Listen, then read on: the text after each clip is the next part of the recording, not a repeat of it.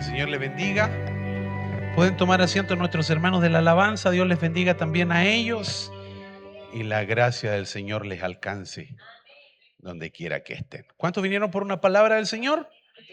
Amén. Ayúdenme a orar, por favor. Padre, en el nombre de Jesús, nos sentamos a tu mesa, Señor amado, para recibir tu palabra, para que tú nos hables, para que tú nos ministres y para que nos llenes de tu Espíritu Santo, como siempre lo haces, Señor.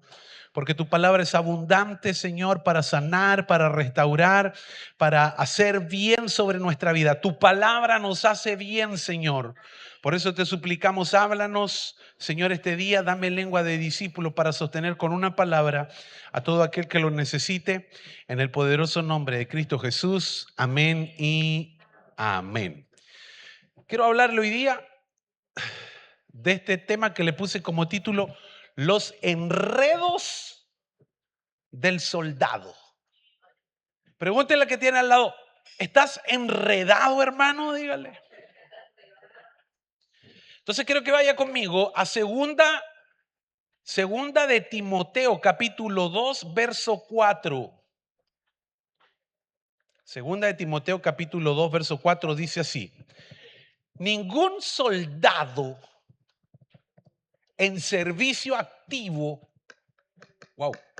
ningún soldado en servicio activo se enreda en los negocios de la vida diaria a fin de poder, ¿cómo dice ahí? Agradar al que lo reclutó como soldado. Se lo voy a volver a leer, digiéralo, procéselo. Mire, ningún soldado. ¿A qué nos llamó el Señor? A ser soldado. Dígale que tiene al lado: soy soldado de Cristo. Dice: ningún soldado en servicio activo. Y sabe que un soldado hoy día, alguien del ejército, se jubila, me parece, a los 40 años de servicio. A los 20, a los 21. O sea, la mitad. Sí, porque después dije 40 más 20 que empezó aproximadamente. No. Más o menos 40 años, 45 años, una persona en el servicio, en servicio, en la milicia, sale de su servicio activo. Pero nosotros que somos soldados de Cristo, nuestro servicio activo tiene 2 fechas de caducidad.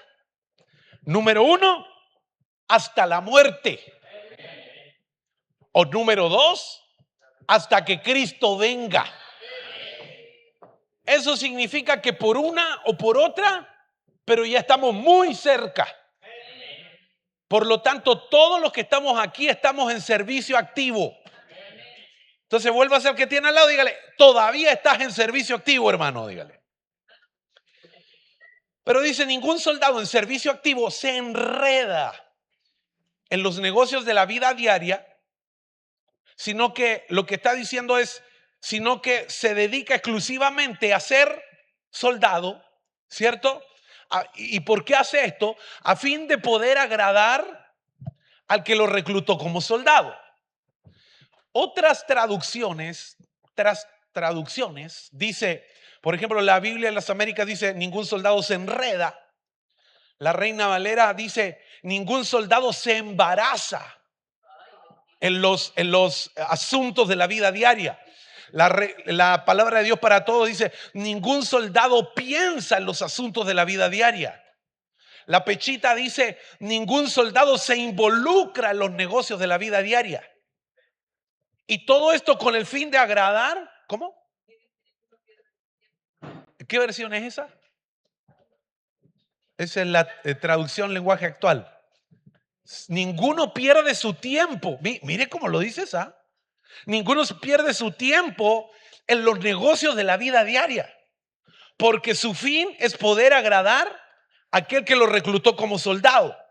Ahora, la palabra que usa ahí para decir enreda es la palabra griega empleco, que quiere decir enredarse, involucrarse.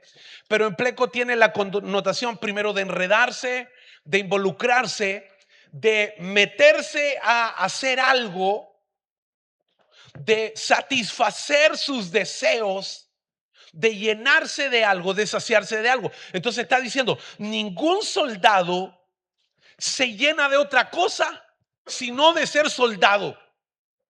Ningún soldado se satisface sus propios deseos mientras es soldado. Ningún soldado se sacia de otra cosa que no sea ser soldado. Entonces, por favor, déjeme tomarlo desde esta perspectiva que quiero darle hoy. Y es que le quiero decir algo.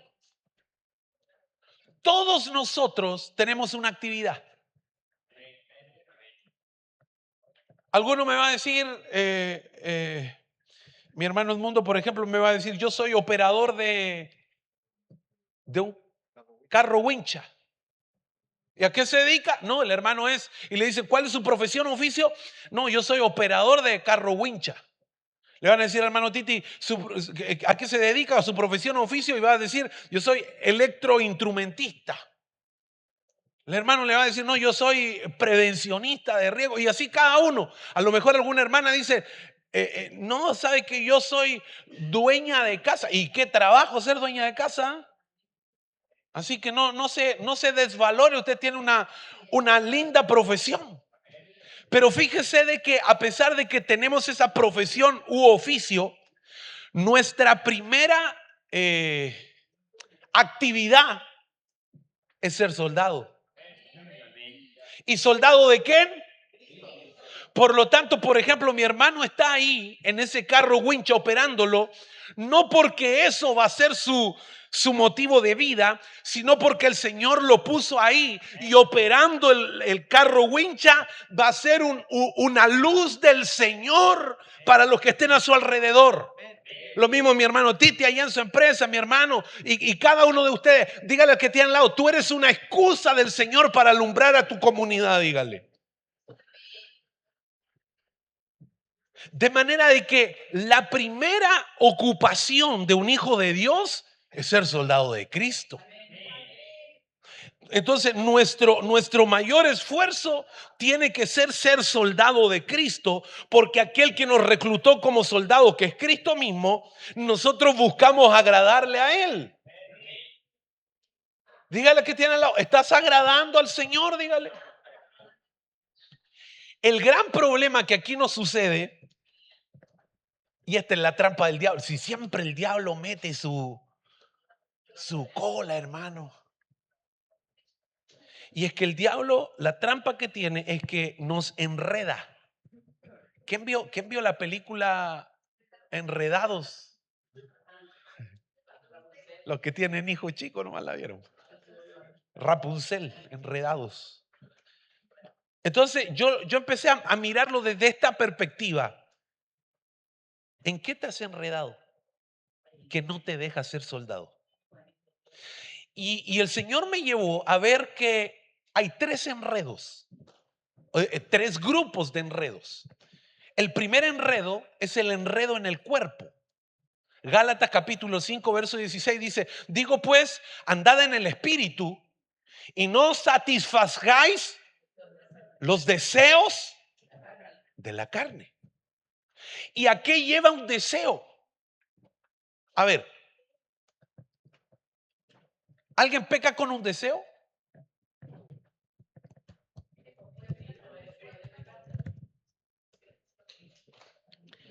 ¿Hay algún? No hay ningún nutricionista aquí, ¿cierto? Pero supongamos que al Johncito va al médico y le dicen, usted tiene que dejar lo dulce. No hay problema. No hay problema contigo. Le dicen al Johncito, tiene que dejar lo dulce. Y el Johncito aquí se imagina un berlín con crema pastelera y azúcar flor encima. Con un cafecito así, hermano, recién sacado. Pregunta. ¿Se llenó de calorías por ese pensamiento? No. Porque en pensar no hay problema. Ese es un deseo. El problema es cuando el deseo lo lleva a la obra. Por eso es que nadie tiene problema con el deseo mientras controle el deseo. Porque más de alguno a lo mejor no han dado ganas de tomar la toalla y tirarla lejos, como deseo, pero no lo hizo. Y seguiste adelante. Y el deseo nace, ¿de qué nace el deseo?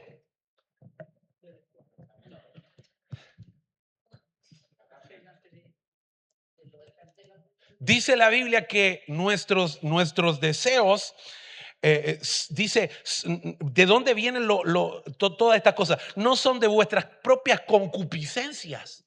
Otras versiones dicen de vuestras propias pasiones.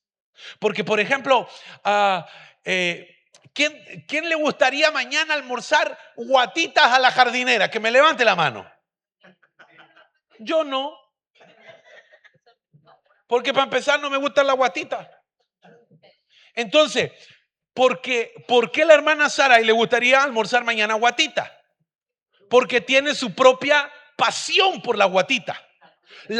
Escúcheme, las pasiones, o lo que la Biblia le llama la concupiscencia, despierta una pasión. Por eso hay gente que le atrae algo. ¿Por qué? Porque ahí está su pasión, su concupiscencia. Nadie va a ser activado en un deseo si no tiene pasión por eso. Por eso es que hay gente que cuando va a jugar su selección o su equipo, compran carne, y otros que no nos pasa nada, porque no está nuestro deseo ahí. Pero hay gente que va a jugar y grita más que en la iglesia. Hay algunos que gritan en los partidos de fútbol y en la iglesia no gritan nada, hermano. Y para mí, cristiano que no grita viene con defecto de fábrica. Entonces, la pasión genera el deseo y el deseo la obra. ¿Cuándo se consuma el pecado? Con la obra. Entonces hay gente que tiene un deseo producto de la pasión, tiene un deseo, pero mientras no llegue la obra, no se consuma el deseo. Por lo tanto, no llega el pecado. ¿Me estoy dando a entender o no? Hay gente que se enreda en eso. Hay gente que tiene un deseo y no lo puede controlar y termina pecando. Eso es porque se enredó en su carne, se enredó en su cuerpo. Entonces no está agradando a aquel que lo llamó, producto de que se enredó con su propio cuerpo. ¿Usted me está entendiendo lo que le quiero decir? Hay veces que tu propio cuerpo te enreda y te hace sufrir o pasar malas experiencias. Hay veces que el cuerpo mismo ataca a la persona. Bueno, nuestro cuerpo, que dice la Biblia que era un cuerpo de pecado, muchas veces nos enreda para llevarnos ¿dónde? Al pecado. Y en vez de estar batallando la buena batalla de la fe, empezamos a enredarnos en las cosas de la carne. Y ahí es donde tenemos que pedirle al Señor que nos haga libre. ¿Para qué? Para que cuando llegue el deseo, cualquiera sea, yo pueda decir, ok, es un deseo, porque Pablo dice, todo me es lícito, pero no todo me conviene. Ok, este deseo que estoy teniendo, ¿me es lícito? Sí, lo puedo hacer. ¿Me conviene? Si no me conviene, ¡pum!, lo saco. Y no llegué a la obra. ¿Usted me está entendiendo lo que le quiero decir? Dígale que tiene al lado, no te enredes con la carne, dígale. ¿Y cuáles son los enredos de la carne o los deseos de la carne que llegan a ser una obra? Gálatas capítulo 5, verso 19. Ahora bien, las obras de la carne son evidentes, las cuales son inmoralidad, impureza, sensualidad, idolatría, hechicería, enemistades, pleitos, celos, enojos.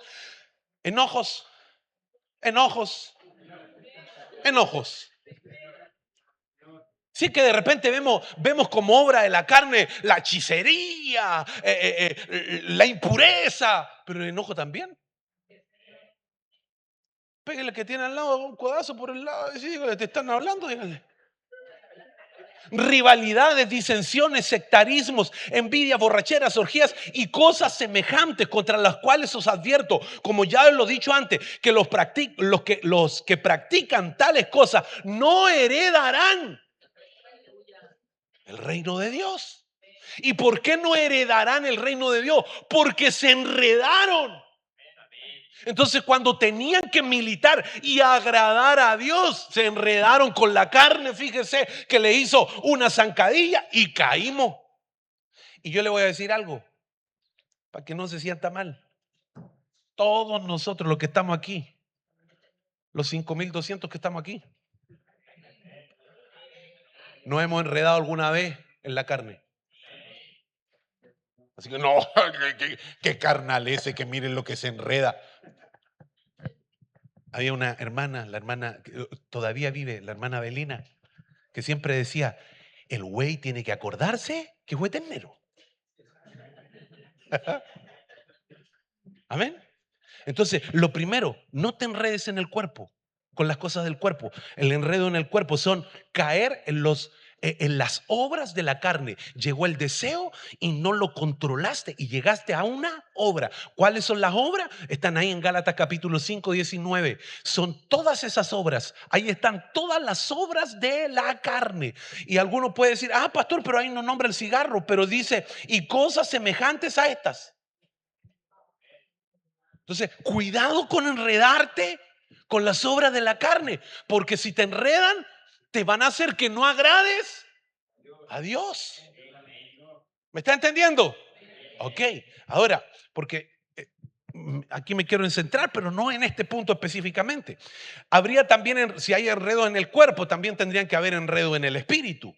Primera de Juan capítulo 4, verso 1. Amados, no creáis a todo espíritu, sino probad los espíritus para ver si son de Dios, porque muchos falsos profetas han salido al mundo. O sea que no es llegar y decir: bueno, esto es espiritual, porque hay gente que piensa que todo lo espiritual es de Dios.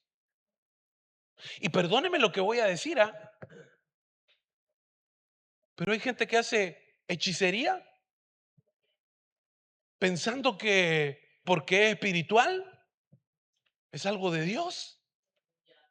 Entonces el Señor dice: espérense un poquito, no todo lo espiritual viene de la misma fuente, sino que lo que ustedes tienen que hacer es probar los espíritus. Fíjese que no es solamente discernirlos, sino que también es probarlos. O sea que para que yo no me enrede, tengo que probar los espíritus. Wow. Oye, hermano, qué profundo eso. Por eso es que usted no le puede abrir el corazón a cualquiera, sino que primero tiene que, y después de discernir. ¿Por qué hay que probarlo si ya lo discerní?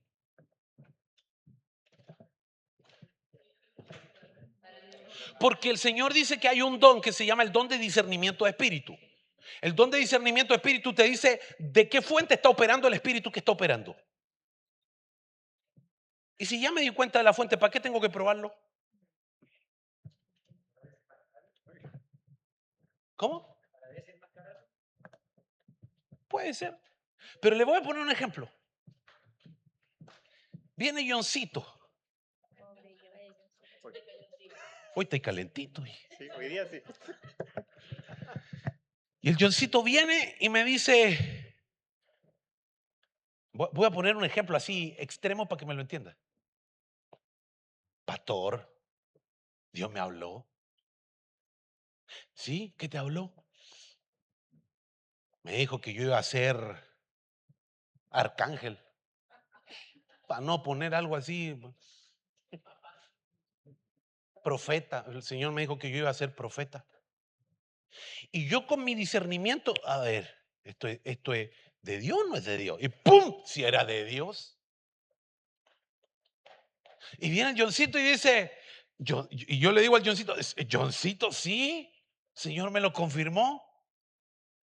Y el Johncito empieza a hacerme, perdóneme lo que voy a decir, pero para que me lo entienda, hacerme problemas aquí dentro de la iglesia. ¿Por qué? Voy a decir algo, y seguramente me está mirando mi hermano Ulises, que es profeta. Pero él es también pastor, así que me va a entender. Porque es muy fácil para un profeta profetizar y después de profetizar, irse. Y el problema se lo deja al pastor. Viene un profeta que no conoce a nadie aquí y se levanta donde la chepa y le dice: así te dice el Señor, yo te voy a levantar y te voy a mandar a las naciones. Y la chepa dice: estoy igual, estoy al mismo nivel que mi pastor. ¿Qué tengo que sujetarme al pastor ahora? Y el profeta se fue. ¿Y quién se quedó con el problema? Por eso es que hay que probarlo, porque ahora yo tengo, sí, lo que Dios te habló, sí es de Dios, pero espérate un poquito. Espérate un poquito que estés maduro. Espérate un poquito que tomaste peso. Espérate un poquito que fuiste aprobado como obrero. Porque no es lo mismo ser obrero que ser aprobado.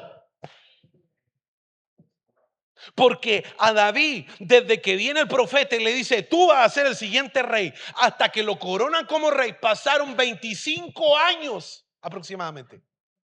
Entonces hay gente que piensa que porque tienen una profecía o porque se sabe un par de versículos, estoy listo para ser enviado a las naciones. Por eso es que el espíritu, por eso es que hay gente que se enreda. No, pero si Dios me llamó a ser profeta. No, si ya me profetizaron y me profetizaron 3 veces y yo ya me leí todos los libros del profeta Chepo. Entonces ya sé lo que es ser un profeta. Sí, pero espérate un poquito. Espérate un poquito. ¿Usted me está entendiendo?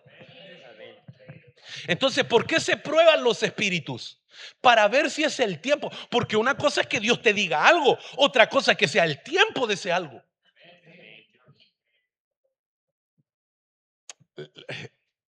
¿Le pongo maestro o no? Hay gente, me parece que lo hablé en la escuela en la escuela profética, que toma su sobrecito de diezmo con un corazón muy lindo, y yo bendigo a todos los hermanos que diezman. Que el Señor los bendiga grandemente. Y pone aquí su nombrecito, su monto, el mes, y lo pasa a entregar adelante. Y resulta de que están esperando que el Señor los bendiga. Y el Señor dice: espérate un poquito.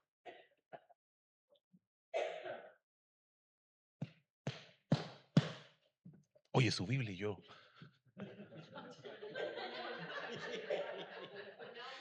desde que tú obedeciste hasta que la bendición vino, hay un proceso. Gente que piensa que el diezmo es automático. Pastor, diezmé el mes pasado y ¿dónde está la bendición? Es como que la hermana Sara me haya dicho: pastor, que embarazada el mes pasado y todavía no sale la guagua. Espérate 9 meses, mija. Entonces, ¿cuál es el asunto? Que la gente no quiere proceso. Y te voy a decir algo: Dios jamás toma una piedra y la lanza. Primero la perfecciona, la forma, la procesa hasta que esté lista para ser lanzada y derribar gigantes. Dígale al que tiene al lado: no te enredes en el espíritu. Dígale. Siéntese nomás. Gracias. Amén. Entonces, los espíritus hay que probarlo. Hermano, le digo algo. ¿Sabe que a mí me profetizaron que yo iba a ser enviado a las naciones? Y si usted se va conmigo, yo le puedo dar un cargo. Y hay gente que dice: ya está, pues me está llamando el Señor. Diga al que tiene: no te enredes, prueba los espíritus, dígale. Gálatas 1:8. Pero si aún nosotros o un ángel del cielo os anunciara otro evangelio contrario al que hemos anunciado, sea anatema, maldito. Está diciendo entonces de que los enredos del espíritu, ¿por qué hay enredo en el espíritu? Porque las entidades espirituales del mal buscan proponer otro evangelio. Y yo le voy a decir algo: no hay 20 caminos para llegar a Cristo. No hay 100 direcciones donde tú te puedes encontrar con Cristo. Hay un libro y hay gente que lo repite como si fuera un versículo que dice, alguien dijo, no me recuerdo, me parece que fue Mahoma o no sé quién fue, que dijo, levanta una piedra y allí encontrarás a Dios. Te voy a decir algo, no lo vas a encontrar. Porque dice la Biblia que Él se deja encontrar de quien le busca. Y cuando lo buscan, me buscaréis y me hallaréis cuando me habréis buscado con todo vuestro. Entonces no es que voy a encontrar, no, si mire, si sabe que yo voy allí y ahí me encuentro con Dios. No. Yo le he dicho esto otras veces, me parece. Pero si alguien va a la disco el sábado en la noche,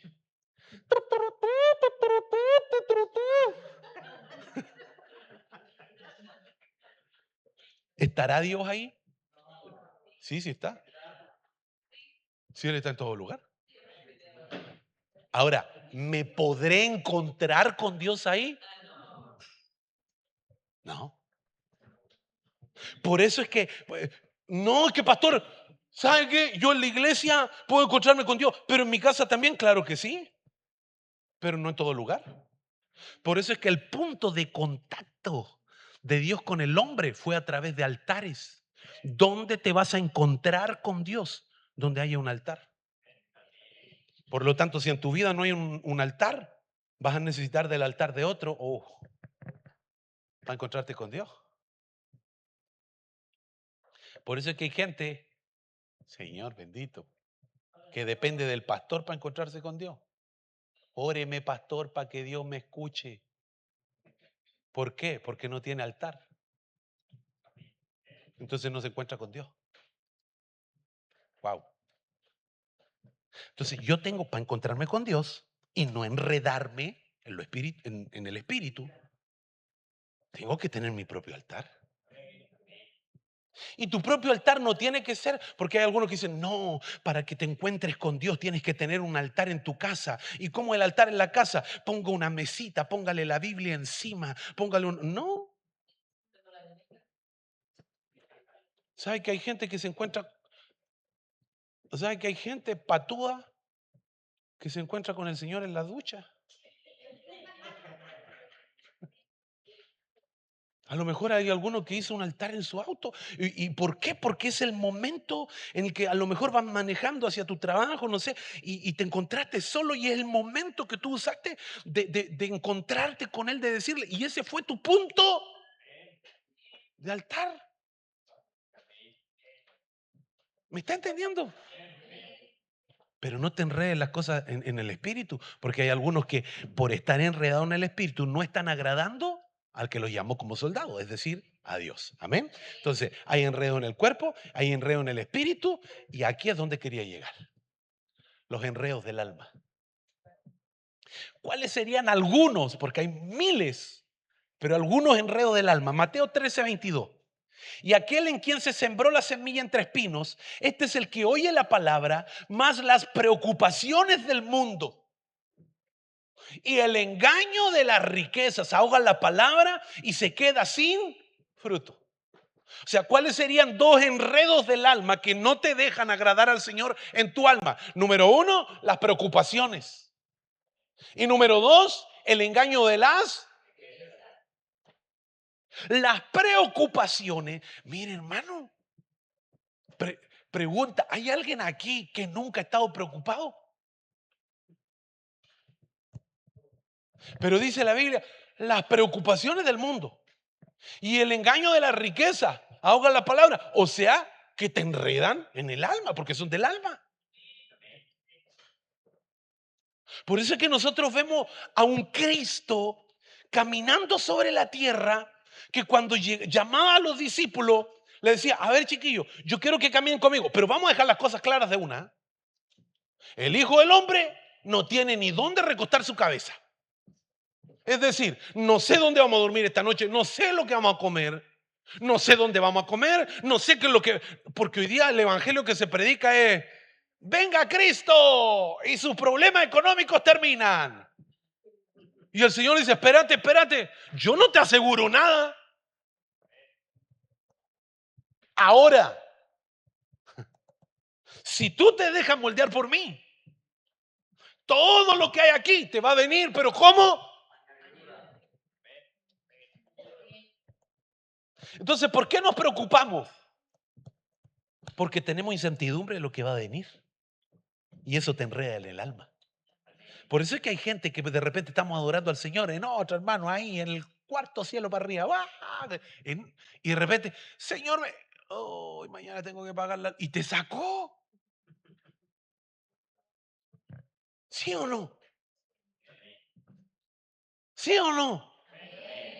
¿No le ha pasado que de repente se va a ir a orar, va a ir a hablar con el Señor y, Señor bendito te pido por mí, pero de aquí para afuera te pido por mi familia, te pido por esto, Señor bendito me presento delante de ti, pero aquí está la preocupación. Es cómo me irán a salir los exámenes. Y te sacó. Y el Señor dice, no te preocupes, pero pucha que nos cuesta no preocuparnos. ¿Por qué? Porque es un enredo en el alma. ¿Qué más? El engaño de las... ¿En qué consiste el engaño de la riqueza? Quiero que me levante la mano. No, no me levante la mano mejor. Pero levántela en su corazón así que nadie lo vea. El que en estos días, la última semana, los últimos días o el último mes, ha luchado con lo económico. No me levante la mano, ni me diga amén, ni nada. A lo mejor te llegó una cuenta y tú la miraste.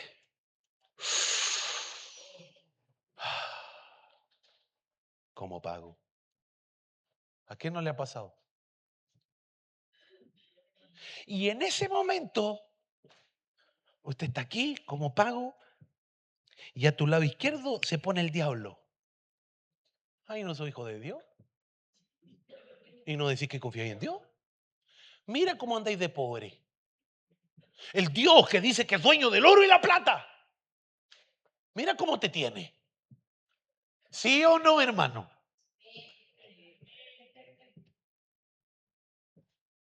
Ese es un engaño. Diga conmigo, es un engaño. ¿Por qué? Porque la verdad es que el que tiene a Cristo, entonces el diablo te hace creer que tú lo tienes todo cuando tienes plata. Y siempre me acuerdo de un día que el hermano Jaime subió ahí a administrar la ofrenda y dijo, veamos qué tan millonarios somos. Y empezó a sacar la cuenta de cuánto se cobraba por el aparato que a uno lo hace respirar. Cientos de miles de pesos. Y usted respira hoy día sin ningún problema. Me atrevo a decir que todos los que estamos aquí, por lo menos el día de hoy, hemos comido 2 veces. Y nadie de los que está aquí ha tenido que decir, ¿saben qué? Voy a restar esta parte, porque si esta parte me la como yo, mis hijos quedan sin comer. Ninguno, creo. Y si hay alguno que sí lo ha hecho, díganos para poder ayudarlo. Pero me atrevo a decir que ninguno. Es decir, tú tienes una riqueza incalculable. Y el diablo te ha hecho creer que porque aquí no hay nada, tú eres pobre, miserable y desventurado. Sin embargo, el Señor te quiere hacer ver la riqueza desde otra perspectiva. No para no dártela, sino para que tu corazón no esté en ella. Vuélvase al que tiene al lado y dígale, hermano, yo soy millonario, extremadamente millonario, dígale.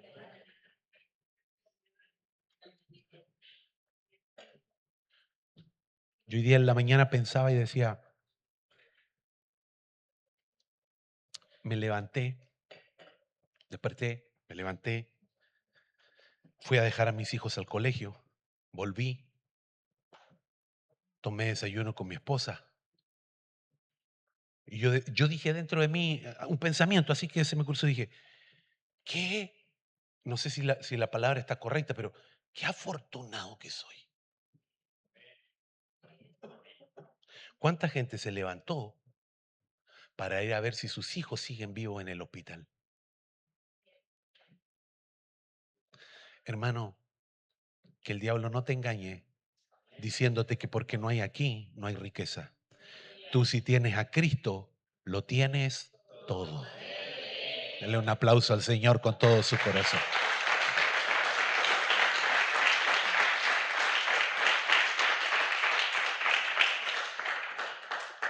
Otro enredo, mire, Lucas capítulo 10, verso 41. Respondiendo el Señor le dijo, Marta, Marta, tú estás preocupada. Esta versión dice, tú estás preocupada y molesta. Preocupado ya lo vimos, pero ahora nos suma un tercer enredo del alma que es,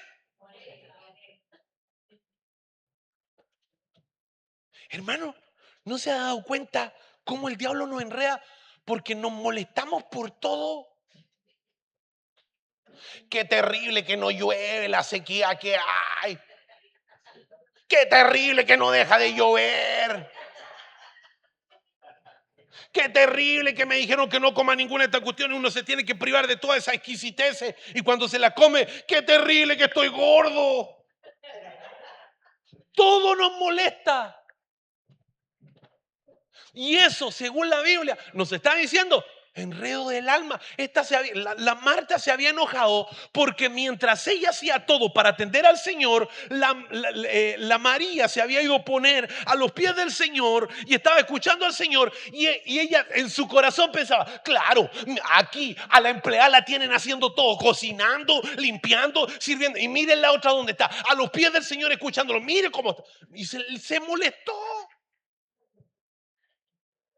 Entonces yo pienso en mí y en usted y yo digo, ¿cuántas veces nos molestamos por lo que está sucediendo con otro? Y ay, me molesta la actitud, me molesta lo que hizo, me molesta lo que dijo, me molesta cómo lo dijo, me molesta todo. ¿Y quién es el más perjudicado?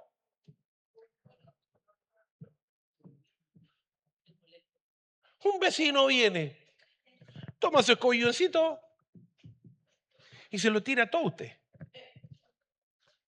Y usted molesto y el vecino. Y se junta con la vecina del otro lado y le dice, ¿qué es? Si este vecino es un cochino. ¿Hasta cuándo? Y mientras usted está alegando y molestándose y quitándose segundos de vida, porque hay un estudio que dice que mientras más te enojas, menos vida tienes. El vecino está, perdónenme el término que voy a usar, sentado en el living de su casa, con las piernas cruzadas, con un café al lado, viendo tele, despreocupado de que usted esté molesto o no. Y usted se entra a su casa amargado por toda la molestia que tiene y el vecino sigue viviendo como si nada en la vida sucediera.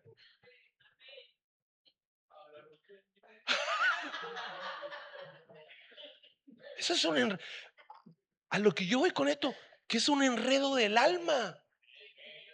Entonces, en vez de enfocarme en agradar al Señor, estoy enfocado de cómo le canto su verdad al vecino. Hermano, y no nos pasa solo con los vecinos, nos pasa con la familia y peor aún, con los hermanos en la iglesia. Dígale que tiene al lado, no te molestes, mi hermano, dígale.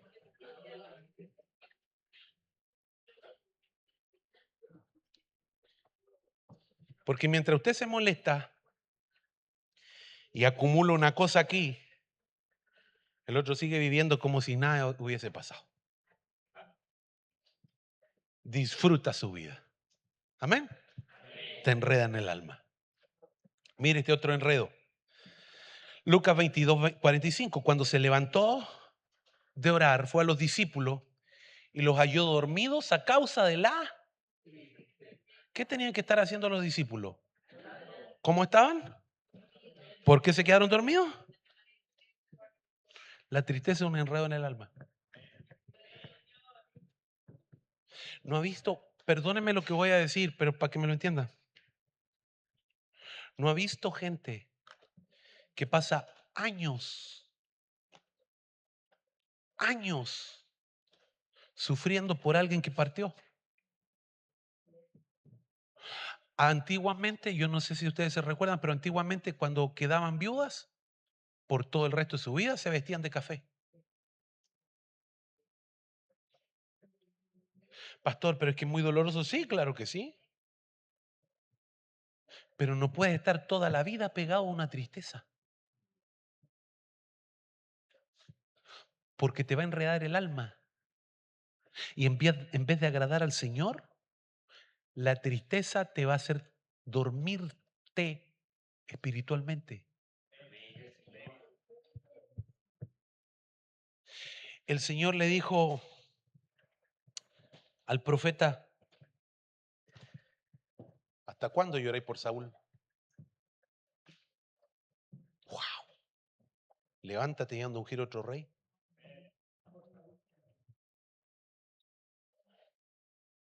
¡Ay, qué tristeza! ¿Qué vamos a hacer con el rey? Oh, pobre. ¿Y qué seguí llorando, hombre? Se nos entristeció el Elías. Elías, por hermano, que no le llegamos ni al Juanete. Y se encierra en una cueva. Y ahí estaba, encerrado en una cueva por la tristeza. Y el Señor lo mira para adentro y le dice: ¿qué hace aquí, Elías? Así como diciendo: ¿qué te pasa? Porque una tristeza lo encerró en una cueva. Deja de llorar. Es que usted no sabe lo que me hicieron cuando era niño. Y ya tiene 41 años, que lo cumple el 20 de agosto.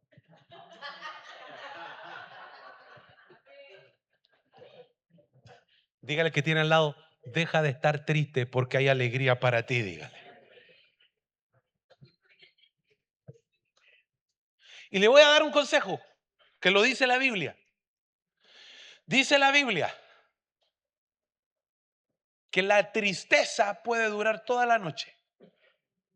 O sea que el Señor no te dice no te pongas triste, sino que el Señor te dice ponele límite a tu tristeza. Si quiere llorar, llore toda la noche. Amanezcase llorando. Pero dice, pero por la mañana vendrán los gritos de júbilo. No puedes pasarte toda la noche llorando y esperar que el otro día sigas llorando. Tu llanto, tu tristeza tiene que terminar cuando termina tu noche. Y dice la Biblia que cuando vino Cristo nos amaneció el día, nos amaneció la luz. Este es el tiempo de estar alegre, porque la tristeza se fue cuando el Cristo vino a nuestro corazón.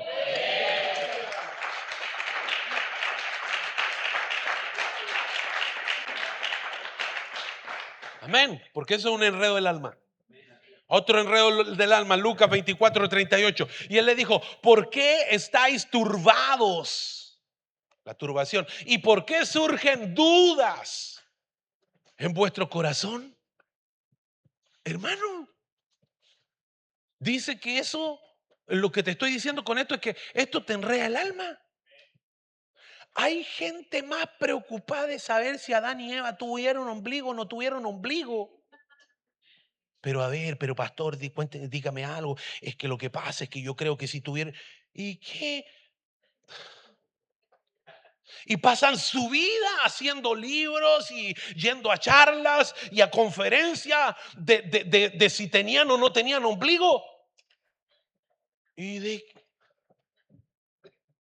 Entonces el Señor dice, esa turbación, esa duda que no te conduce a ningún lado, porque ¿en qué te sirve si tenían ombligo o no tenían ombligo?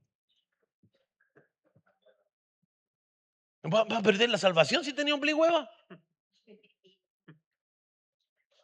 ¿Vas a ser más espiritual? No, hermano, es que Eva tenía ombligo. Oh, qué alivio que tenía ombligo, hermano Eva. No, pero hay gente que dice, me parece que Judas, que dice que se envanecen, o Pablo, en su razonamiento.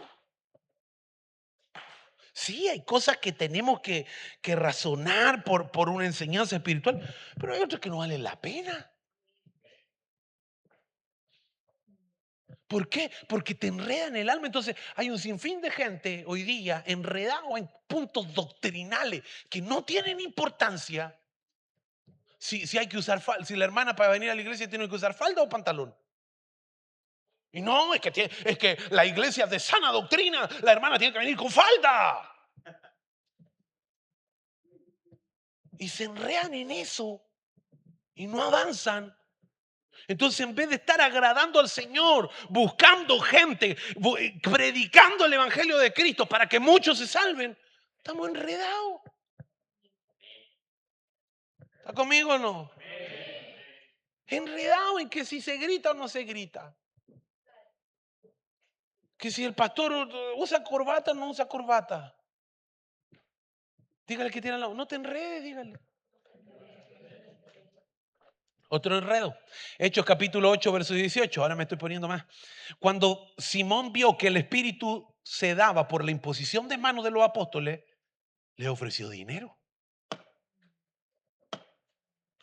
Ahora, pregunta. Mire el deseo que él tenía. Mire el deseo que él tenía. Él el deseo que tenía era de ponerle las manos a la gente y que cuando le pusieran las manos a la gente, ¡pum!, recibieran el Espíritu Santo. El deseo en sí, ¿estaba bien o estaba mal? Estaba bien, po. Qué lindo ponerle la mano encima a la gente y ¡pum!, reciban el Espíritu Santo. Pero la intención era incorrecta. Porque él no quería ponerle las manos a la gente para que recibieran el Espíritu Santo con el fin de trasladarle el Espíritu, sino que era por la posición de poder que él iba a tener. Ay, que van a ver que yo soy importante. Hay gente que se enrea con las posiciones de poder.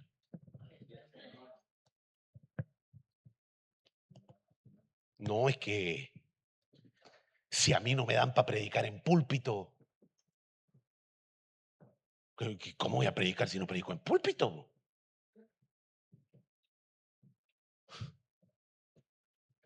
¿Cuándo pasamos por el terminal? Estos días pasamos por el terminal y no había púlpito, pero había uno de los hijos de esta casa, meta a predicar, hermano. Qué bendición, dije yo. Pero hay gente que se enreda buscando posición. Pues, hermano. No, es que hay un versículo que habla de que hay gente que sirve al ojo. Ahí viene el pastor, ahí viene el pastor, ahí viene el pastor.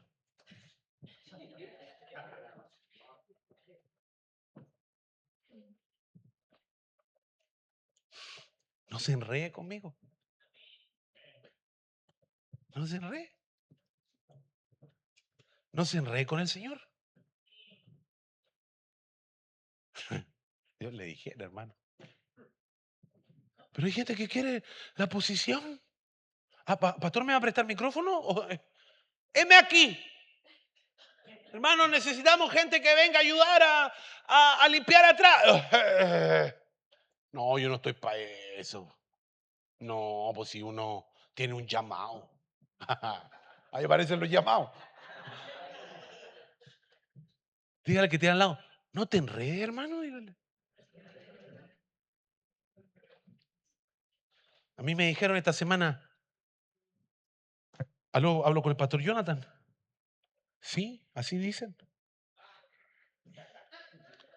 Pastor, le tengo una bendición. No es que cambian hasta la voz para bendición. Dígame, queremos invitarlo al Tedeum Nacional con el presidente, los ministros. Así que, si usted quiere recibir la honra, dígame, yo le guardo un puesto. No, hermano, muchas gracias. qué voy a dejar de ser pastor por ir a juntarme con políticos? Más honra tengo predicando la palabra que ir a...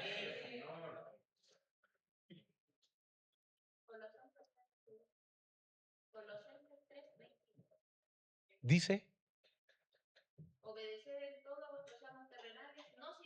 al ojo.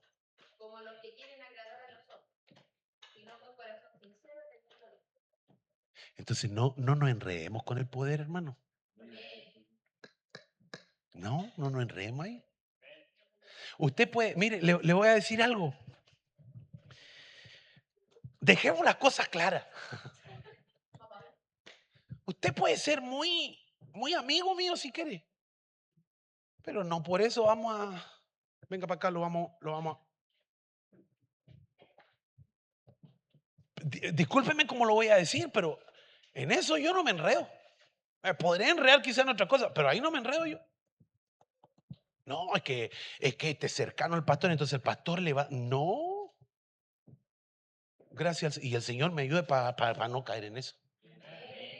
Así que no se enrede con el... Dígale que tiene al lado, no te enredes con el poder, dígale. Y último enredo que le voy a decir hoy día. Lucas 15:11. Y Jesús dijo, cierto hombre tenía 2 hijos y el menor de ellos le dijo al padre, padre, dame la parte de la hacienda que me corresponde. Mírenlo. Y él le repartió sus bienes.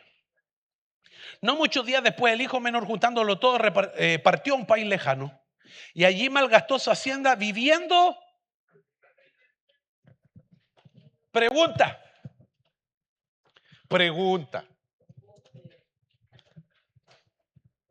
¿Quién fue el último en darse cuenta que estaba viviendo perdidamente?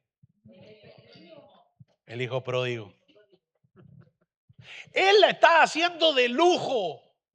Estaba viviendo la vida loca, pero él estaba, estamos súper.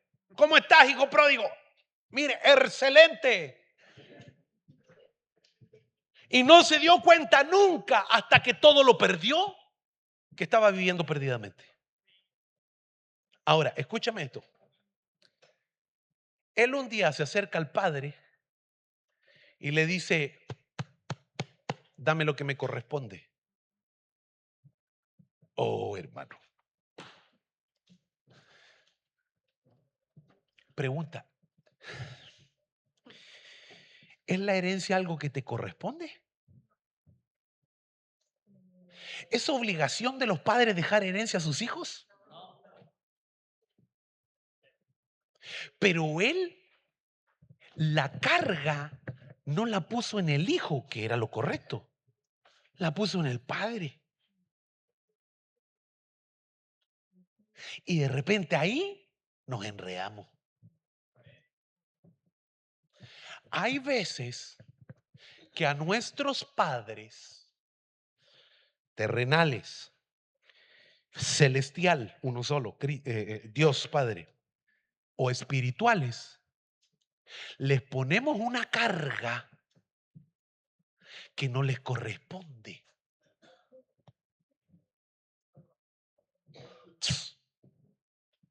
Y mi pastor ni me mira. Y no ve que yo... Aquí hay un diamante.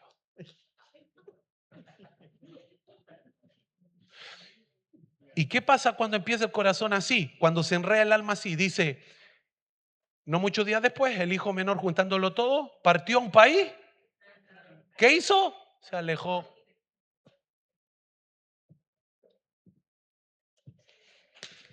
Y el último en darse cuenta que estaba perdido. ¿Por qué? Porque se enredó. Le voy a decir algo, hermano. Se lo dice uno que ya la aprendió. Nunca, jamás, no hay manera que te encuentres con tu destino profético si no te sujetas a tu padre espiritual.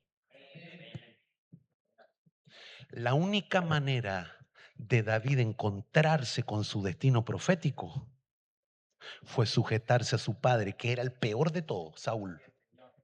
Y mientras estaba metido en los negocios de su padre, se encontró con su destino profético, que era Goliat. Si no hacía, no iba donde estaba el rey ahí en pleno de la batalla, nunca hubiese sido rey. Número 2, te doy otro. Eliseo jamás hubiese sido el profetazo que fue si no hubiese estado arando con las yuntas de bueyes que no eran de él. Y tampoco hubiera recibido el manto si no hubiera estado apegado al lado de su padre espiritual, que era Elías. Tanto así que Elías hasta lo despreció. Por eso es que te voy a decir algo, hermano, un secreto, el secreto mejor guardado del mundo espiritual. ¿Se lo digo o no? Hay secretos que se sufren. ¿Se lo digo o no? Para que el Señor haga de ti. Hoy, Señor. Oye, hermano, se me paran los pelos de decirle lo que tengo que decir. Se lo digo con todo mi corazón. Para que el Señor haga de ti el hombre maduro y la mujer madura de Dios que quiere hacer contigo, tarde o temprano vas a sufrir el desprecio de tus padres, sean físicos o quizás espirituales. Porque hay gente que piensa que son lanzados por los lomos de su pastor. Y el Señor tiene que decirle, cáete, para que te des cuenta que el único que puede levantarte, pero siempre de los brazos de tu padre, soy yo, no tu pastor. Wow. Entonces hay gente que se enreda. El pastor no me miró. El pastor no me saludó. El pastor no se preocupa por mí. El pastor, mire, no tengo WhatsApp de mi pastor. Ese desprecio que tú estás interpretando como desprecio, pero que en realidad es proceso, te va a encaminar en un camino que no te va a sacar nadie. Porque así el Señor te va a decir, tú no confías en tu pastor, aunque es el trampolín que yo voy a usar para tirarte para adelante. Tú tienes que confiar solamente en mí, te dice el Señor. Entonces David, teniendo el peor padre espiritual, teniendo el que ninguno de nosotros quisiera, se transformó en el mejor rey de Israel, porque no, escúcheme, no es el padre el que hace al hijo, sino que es el hijo que se forma a través de la relación con su padre. Por eso es que el Señor no viene y nos pues, fíjese en el Señor Jesucristo, padre espiritual de los 12 apóstoles. Tenían el mejor de los apóstoles, el mejor de los profetas, el mejor de los pastores. Tenían al Señor Jesucristo y salió Judas. ¿Fue falta el padre? Fue falta Judas. Entonces estamos ¿cuánto que se llama? Acostumbrados a lo occidental, donde el padre hace al hijo. Sin embargo, la formación de un hijo es de parte del Señor a pesar de su padre. Wow. Escúcheme esto. Si entiendes eso, tiene la mitad del evangelio ganado. Pero si Isaac despreció a Jacob, hermano, ¿y a quién levantó el Señor? ¿A Esaú? ¿Que era el que amaba al padre? ¿A quién levantó? Porque lo hizo príncipe a pesar del padre que tenía. ¡Wow! ¡Aleluya! Diga al que tiene al lado, no te enredes, hermano. No, yo no creo que aquí tenga futuro, porque como el pastor tiene sus cercanos y yo no soy. No te enredes, hermano. No te enredes. Porque si nos enredamos en estas cosas, no vamos a poder agradar al que nos reclutó como soldado. Porque usted está aquí no para agradar al pastor, sino para agradar a pesar de su pastor. Qué lindo, hermano. Aleluya. Termino con este porque lo veo medio mientras me suben los de la alabanza. Primera de Corintios 9:7. ¿Quién ha servido alguna vez como soldado? Mire, mire cómo lo dice el Señor. A sus propias expensas. ¿Quién hizo el servicio militar? Hermano Pepe, ¿usted hizo el servicio militar? Déjeme hacerle una entrevista al hermano Pepe. Cuando llegó al servicio militar, se tuvo que comprar el arma, ¿cómo se llama? ¿El fusil se lo compró usted? No. No. ¿Tenía que llevar su comida para el servicio militar? No. Todo lo proveen. Wow. Entonces, escúcheme lo que está diciendo ahí. ¿Quién ha servido alguna vez como soldado a sus propias expensas? Te llamaron a ser soldado. Vuelva a ser que tiene al lado, dígale, te llamaron a ser soldado. Entonces dígale ahora, no te preocupes, que todo te lo va a proveer el Señor. Y cuando digo todo, escúcheme bien, y cuando digo todo significa que te va a proveer bendición, sanidad, restauración, salvación, libertad, pero también problema. Porque todo significa todo.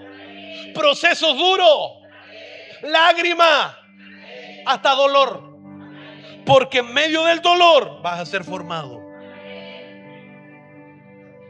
A ningún soldado lo llevan, a ningún conscripto lo llevan al servicio militar para hacerle masajitos en los pies. Mientras tanto, mi hijo, no vaya a ser que venga una guerra, no.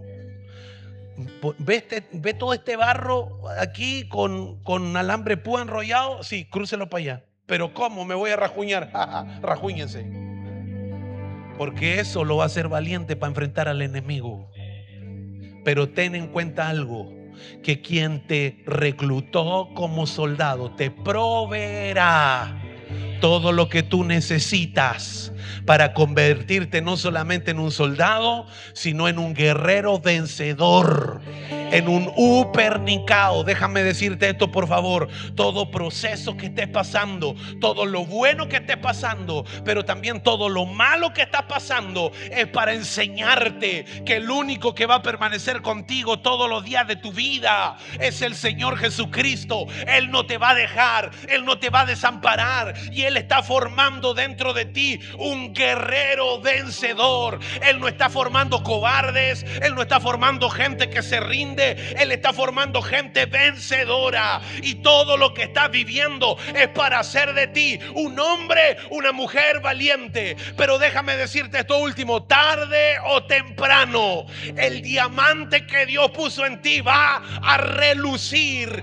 y vas a ser luz para las naciones, y vas a ser bendito de Jehová todos los días de tu vida. ¿Cuántos dicen amén? Póngase de pie, por favor.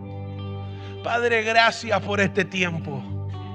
No permitas que nos enredemos en las cosas del mundo, en las cosas del espíritu, o en las cosas, Señor amado, del alma. No permitas que hayan enredos en nosotros, sino que cada día podamos, Señor, agradar a aquel que nos reclutó como soldado, a aquel que nos llamó. Tu palabra dice: fiel es quien nos llamó. Y nosotros creemos con todo nuestro corazón de que tú eres fiel y que tú seguirás siendo fiel todos los días de nuestra vida. Señor, no nos enredaremos en ninguna de estas situaciones, porque queremos agradarte a ti, porque queremos agradarte a ti, porque queremos enamorarnos de ti, Señor. Levante su manito y dígale: enamórame cada día más. Enamórame cada día más, Señor. Forma en mí tu imagen y tu semejanza. Forma en mí lo que tú quieres, Señor, para gloria tuya. Oh, bendito Señor, a ti damos gloria. A ti damos gloria. Ahí donde está, levante sus manitos, adórelo un momento. Yo quiero enamorarme más de ti.